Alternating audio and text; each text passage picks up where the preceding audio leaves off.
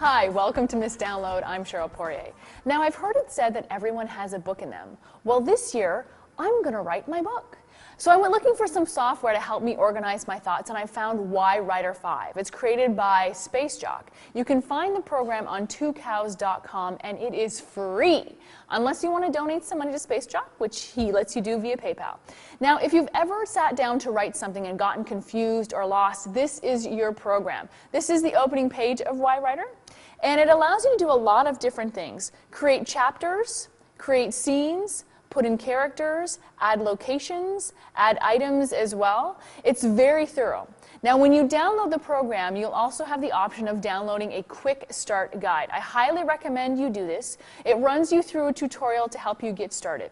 Now, I've started filling in some of my ideas, my characters, locations. What I thought was really cool is that it has a place for items where you can just add items that are central to your storyline. So we're going to view and edit items. And you know, when I saw this, I thought, this is probably the place where J.R.R. Tolkien, if he was using this software, would have written ring. I thought this was really neat.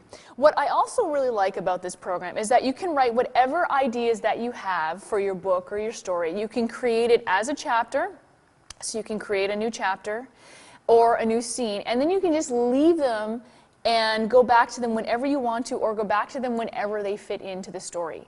As anyone who's ever written anything knows, most of us don't think in a very linear fashion. For instance, I already have the ending of my book done. So with YWriter, all I had to do was create a chapter called Last Chapter, and then I just filled in the blanks. So creating chapters, create new chapter, chapter 7, you just put in the title, I would have put in last chapter, and the description of the chapter, which is really neat.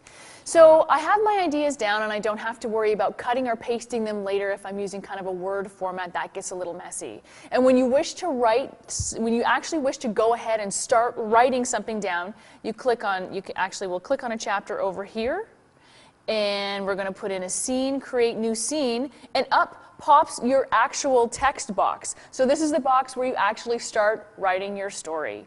Now, I really love this program, and once I got through the tutorial and learned my way around it, it's just become really, really easy to organize my thoughts and the little scribbles that I write down and stuff. Because occasionally I'll be on the subway and I'll have a really great idea, so I'll put it down on my BlackBerry.